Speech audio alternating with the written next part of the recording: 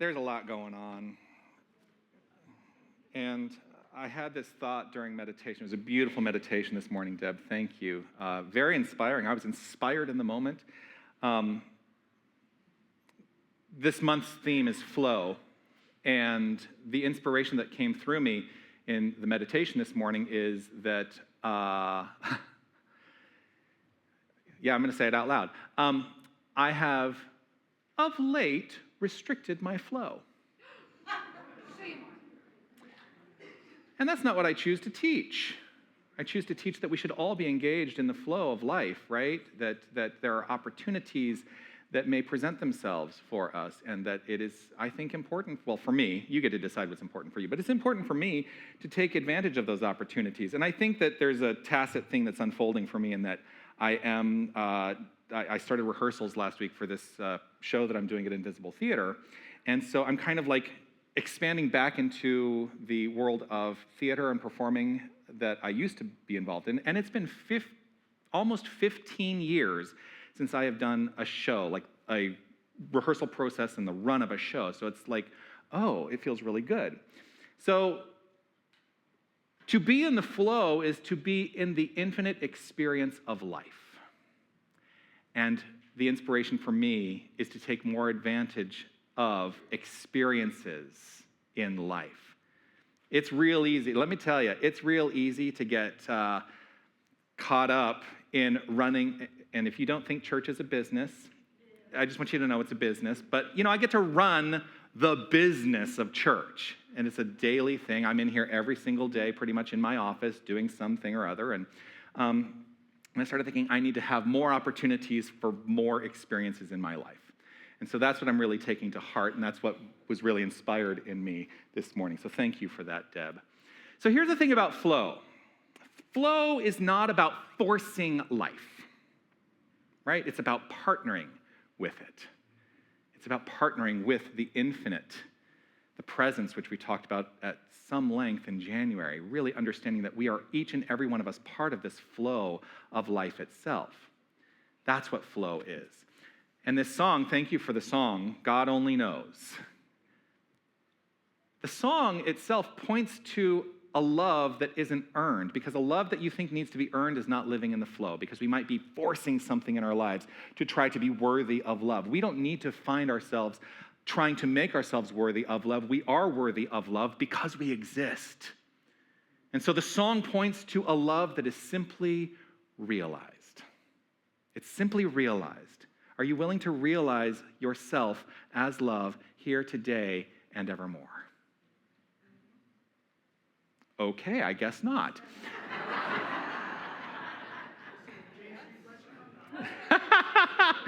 Reverend William did just say, was that a Jay-Z rhetorical question or not? No, it's not a rhetorical question. Are you willing to recognize yourself as the flow of love here and ever after? Yes. Beautiful, I love that.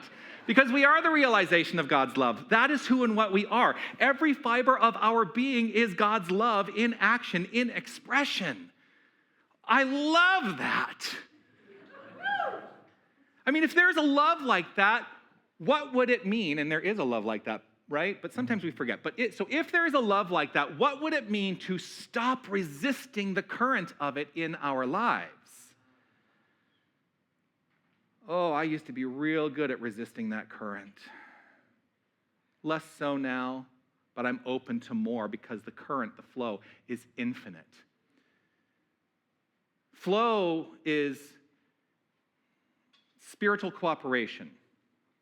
That's what flow is. It's being in cooperation with all life, with all infinite intelligence, with everything that is. That's what flow is. It is not gripping tighter or anything like that. It is consenting on a deeper level. And so today is about saying yes, absolute yes to that current. Because here's the thing about that current of life, that current of light, that current of love, it is always moving in your favor. Always. Because the nature of God, which we use many words to describe God, I love to say it is love, it is light, it is life. The nature of God is absolute flow. And it is who and what we are. We're the only ones who ever resist. We're the only ones who ever resist. I've been teaching this class on Tuesday nights. We completed our 4th week of 6 weeks this past Tuesday. And the class is called Prayer Fundamentals. And essentially the class it's setting up the form and the manner of prayer and the way that we teach it in the New Thought spiritual tradition. And in the class, there is a deep, deep call to embody the presence of Spirit, knowing we are the presence of Spirit. And that from that point of view, that becomes the foundation for everything that flows forth in our life. And so if we are embodied as presence, if we are embodied as Spirit itself, if we are embodied as God, then everything we utter is being rooted in a belief, shows up in our experience, because that's the nature of God creating as us. And living the flow, for me, means just that, embodying the presence, being the prayer itself. You are the activity of all your prayers answered. I want you to really hear that. You are the activity of all your prayers answered. And as we engage in the practice of prayer, for me, I know that the prayer has been answered when there is an impulse within me. So that impulse says, yes, yes, be in the flow as the flow.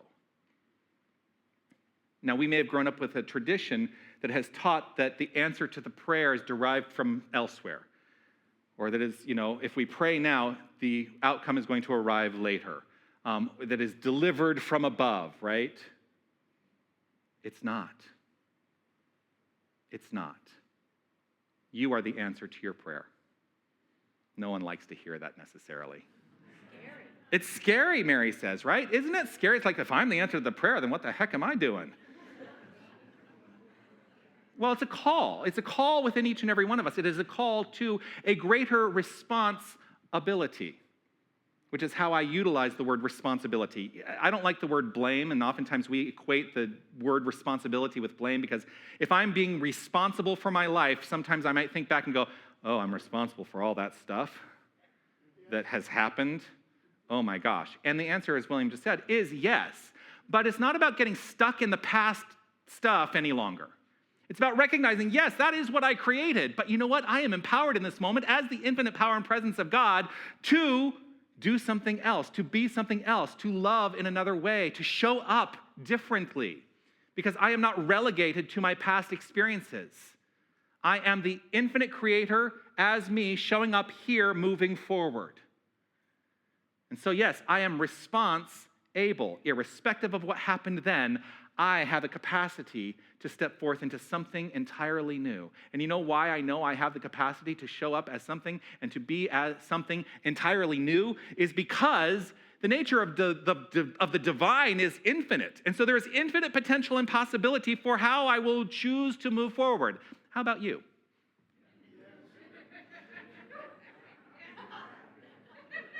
That was a much better response.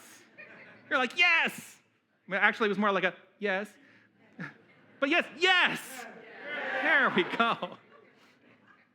So here's the thing about prayer. If we're in alignment, then prayer isn't about begging or beseeching.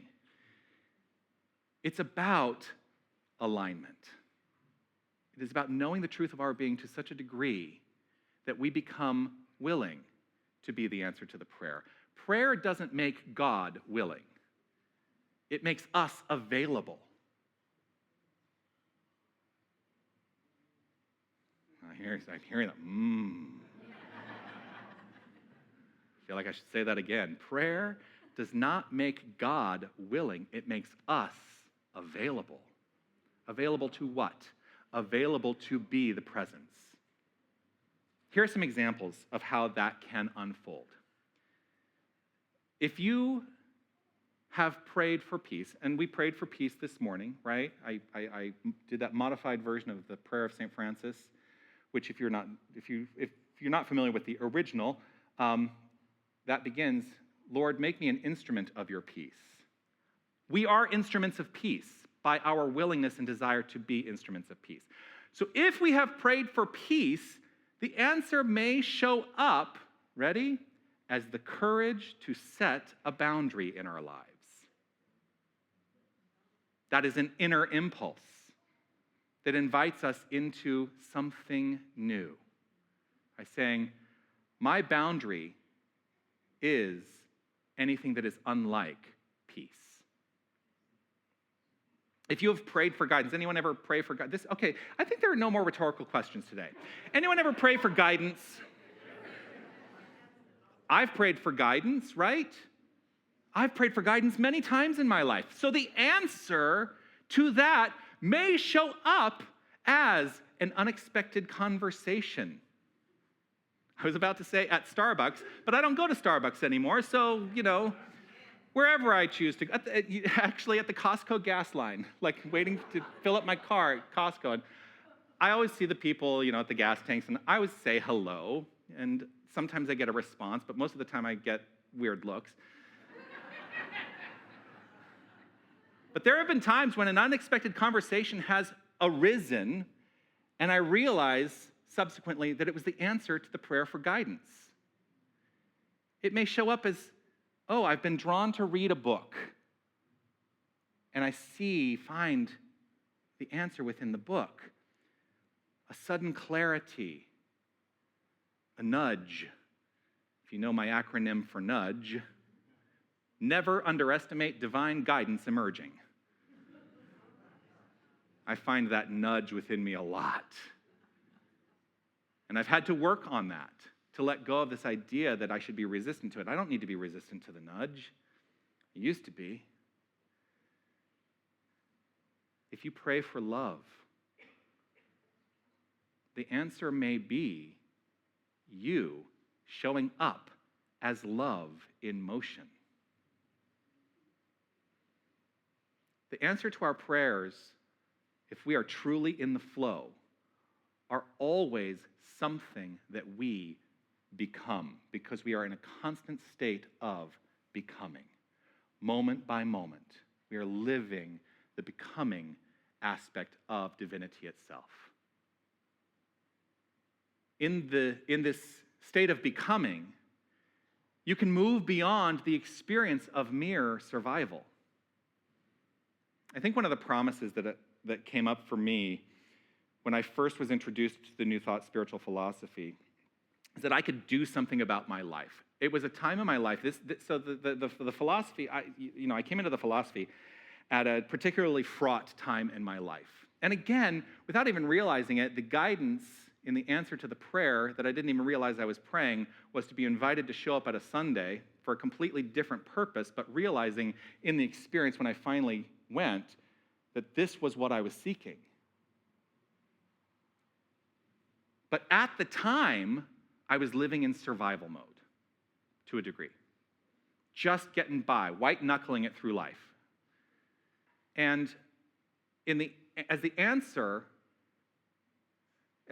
was being expressed to me, I started to do this thing where I took the teachings of the spiritual philosophy and I was layering them onto my activity of survival, and I started to call my survival spirituality.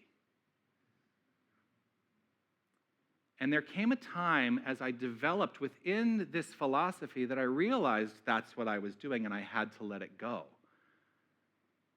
And so those survival times, the times when I just got through, holding my breath, oh my gosh, how will I ever get through this? I never needed to truly get through anything. There was a call to grow within me. And so that is moving from utilizing spiritual principles as a survival mechanism to thriving in spiritual principles and allowing life to follow suit. So the spiritual approach could have been active creation, active participation in this infinite flow of life. The spiritual approach could have been understanding the true nature of connection. There's a thing that, this morning, so I'm really grateful that we have been able to move back to the 10 a.m. service.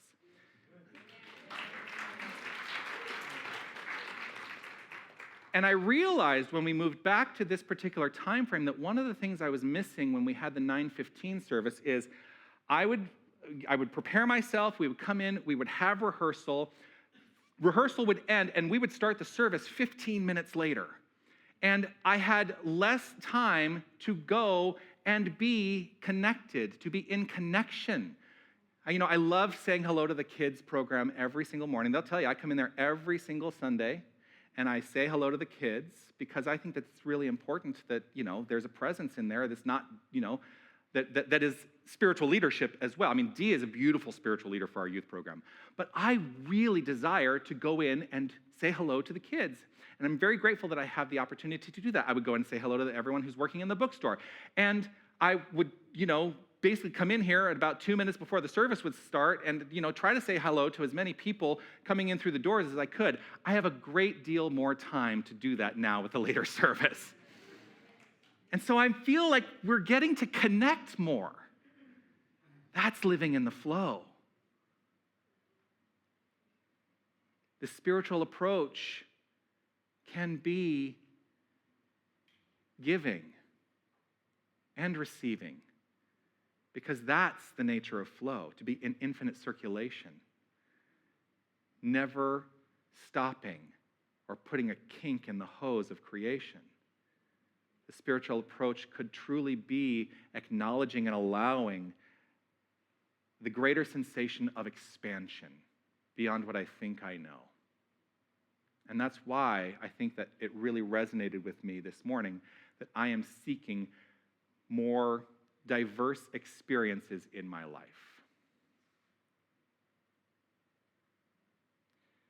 Here's the thing.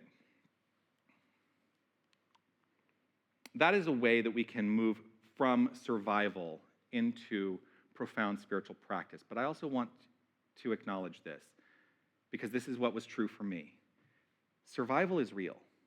And at that time, I was simply having to engage in survival. And so if that's where you are, honor that. Honor that. But know that there is something beyond simply surviving. And if you need support in that, please don't ever hesitate to reach out to this spiritual community. You can reach out to me. You can reach out to a prayer chaplain. You can reach out to Reverend William. We are here to support you to move beyond merely surviving into thriving, because that's what this spiritual philosophy promises. The theology of new thought is an invitation to expand beyond merely coping, to expand beyond merely enduring life. We are here to thrive. That's what we're here to do. That is the promise of the infinite power and presence of the divine. And I get tripped up on that sometimes, because that seems to put God outside the self. And you know me, I'm like, we must not put God outside the self any longer, because the day is coming when we shall speak of God in the first person, because we shall have displaced all sense of separation. We will know the truth of our being. And yet, we live in paradox. I've been talking about this on Tuesday nights as well. So you know paradox, you know what that word means. It means that two seemingly different ideas being true at the same time, right? And so the paradox in all of this is God is immanent. It is who and what we are. But God is also transcendent. It is beyond what we are. And so there have been times in my life, this is going to come as a shock to some of you. There have come times in my life when I have prayed, and as a punctuation on the prayer, I will say, all right, get to work, God. As though God is something out there. But here's the great news. In the getting to work, the transcendent descends upon the immanence that is me and impels me into action. And so God is getting to work by means of me. See how that works? So I'm going to let go of my hard line a little bit and say, we can speak to God in the third person just as freely as we speak to God in the first person, but know that the foundation is a divine presence and power that we all are, that is the foundation.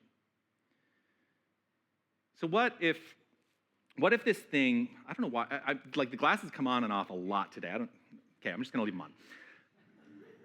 What if this thing we call spiritual maturity is actually just us being accustomed to carrying too much on our own? I'm going to say that again. I really want you to hear this. What if this thing that we call spiritual maturity is actually just us being accustomed to carrying too much on our own? You are never alone. You are never alone. Living from that point of view is being in the flow. And the experience of God does not happen only in formal practice.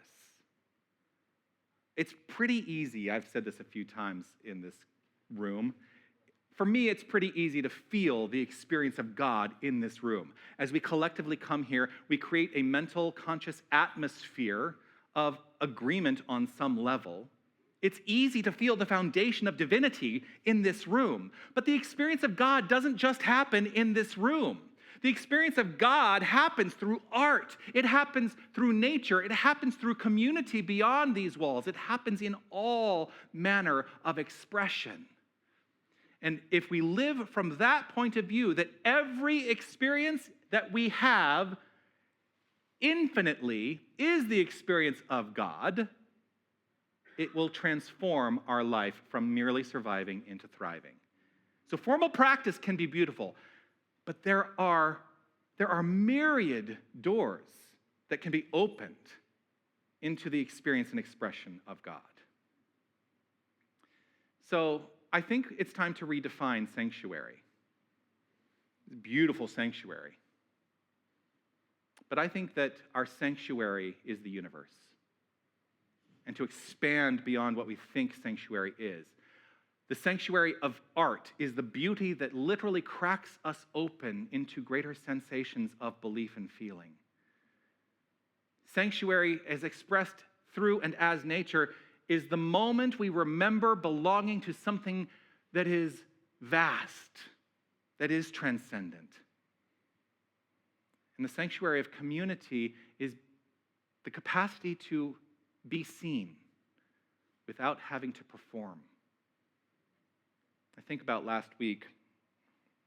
It was just last week when you offered in your reading, Deb, this notion of saying, I see you, to someone and being greeted with, I am here. What if we just simply acknowledge that we see people? Take the time, take the breath to be seen, to see and be seen. And so I want us all to take a moment just to notice, just to consider for ourselves. Now, this is rhetorical. Just to take an opportunity to notice what comes up for us as an inner response to these questions. When do you feel most alive?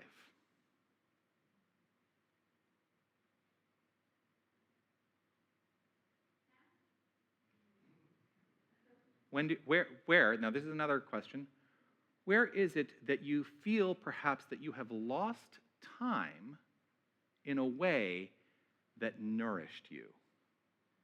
What I mean by that is, when I'm feeling truly nourished, sometimes I lose a sensation of time as an aspect of being. So where do you lose time in a way that you recognize spiritual nourishment was unfolding? That is the flow. That's God. So the call today is to say yes to the current, yes to guidance, to say yes to these notions. I am available, I am listening, I welcome clarity for the next step, to say yes to circulation, to express gratitude, and to accept the invitation that perhaps what we look at as one small action is the answer to the prayer I've been praying. To say yes to support, because flow is not a solo endeavor. Release a belief that total independence is holiness, because we are living as interdependents. God only knows that we are loved beyond our relative expression.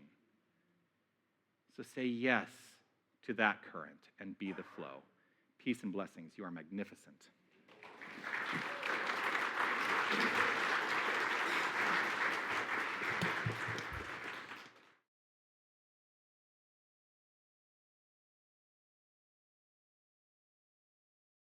One of the things that I do is I offer a practical way of engaging in the message that you can take from this experience here and into your life. And so the life practice offered this week is this: to engage in the practice of prayer purposefully.